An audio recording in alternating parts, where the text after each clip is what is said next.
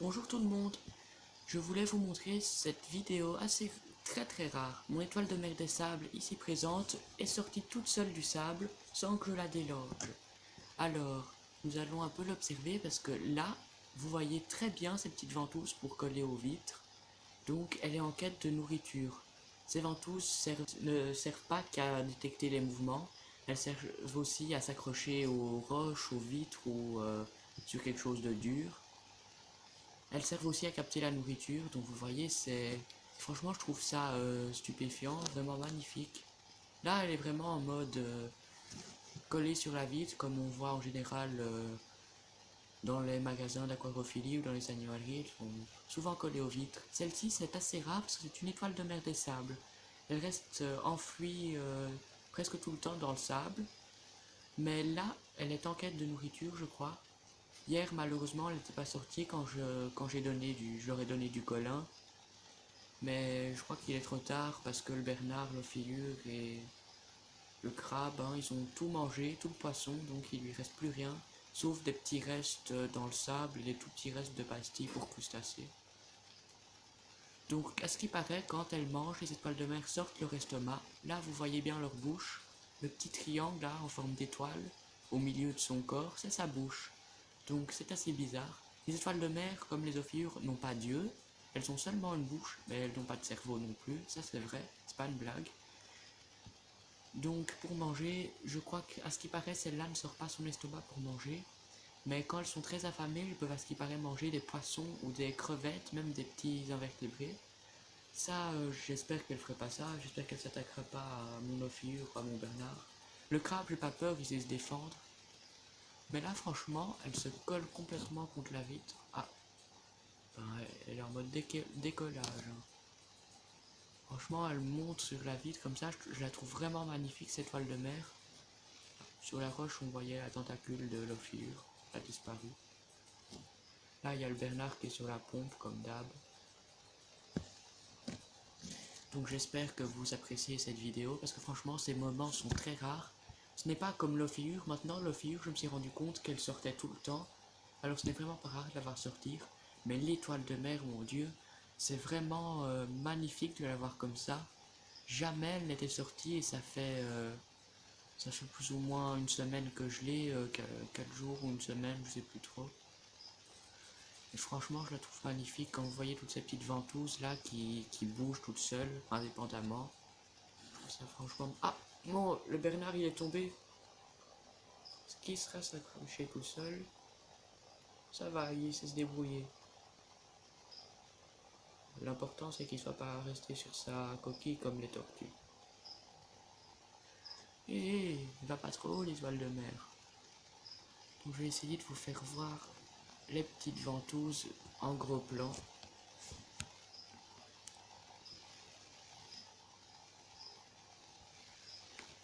On voit pas très bien, la qualité est un peu nulle. Mais vous voyez bien les petits trucs qui bougent, donc ce sont les ventouses. Franchement, je trouve ça super. Franchement, ces étoiles de mer sont des animaux que j'apprécie vraiment, comme les crustacés ou les amphibiens. Tout ce qui vient de la mer, en général, tous les invertébrés marins, je trouve ça fascinant comme ça. Même s'ils ont des organes qui manquent ou des parties du corps qui sont utiles à d'autres animaux, mais ils savent vraiment se débrouiller sans. Oh, oh la pauvre, elle est retombée. Oh la pauvre, elle voulait grimper à la vitre, elle est tombée. Et elle fait le grand écart. Ah non, elle se remet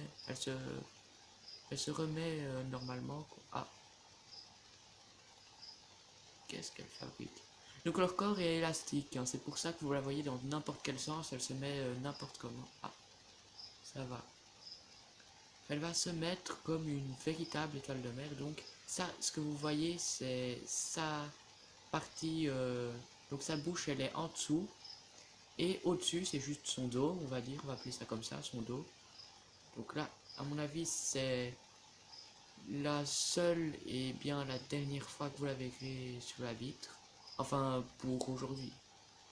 Là, je vais peut-être l'observer parce que si elle est retournée au sol, c'est peut-être pour filtrer. les, les petits morceaux de nourriture abandonnés par les autres animaux.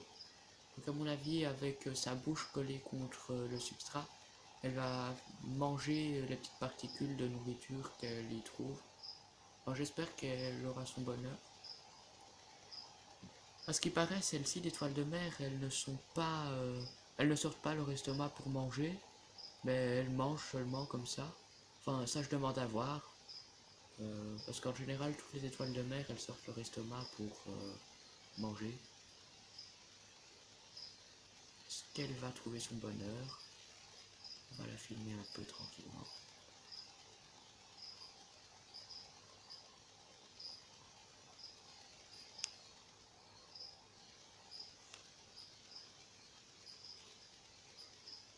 Les étoiles de mer sont franchement des animaux magnifiques, franchement magnifiques.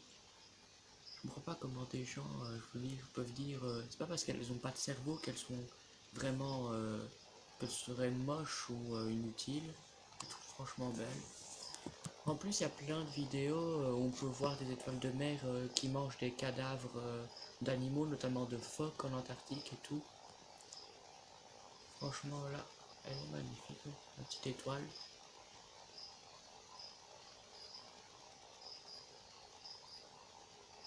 Je crois que c'est une des principales vidéos. La première, vous la verrez sortir d'elle-même.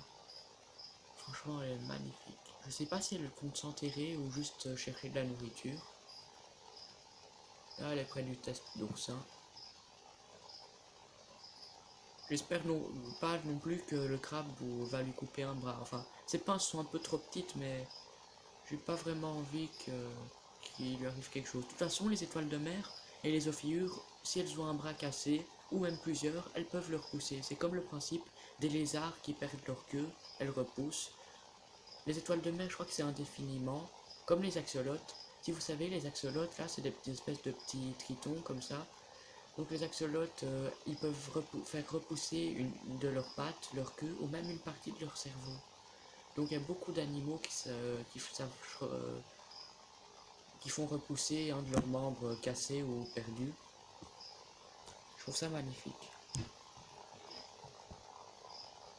On va voir un petit peu mieux comme ça.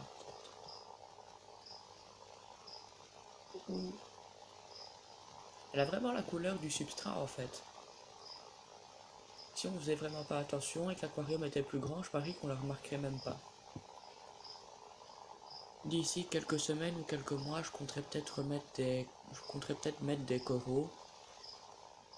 Oui, des coraux, ça peut être vraiment bon pour un bac comme ça. Je vais peut-être pas abuser de mettre beaucoup, je crois pas, une seule étoile de mer ça peut aller, je crois, à mon avis elle s'entend mieux seule, elle a son petit territoire, elle est bien comme ça, j'espère juste qu'elle aura assez de nourriture.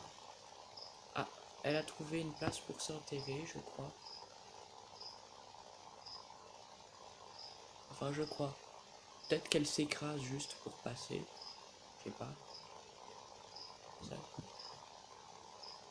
Je sais pas, oui donc là vous la voyez avancer. Donc là, elle va s'enterrer, alors ce sera la fin de cette vidéo et merci d'avoir regardé.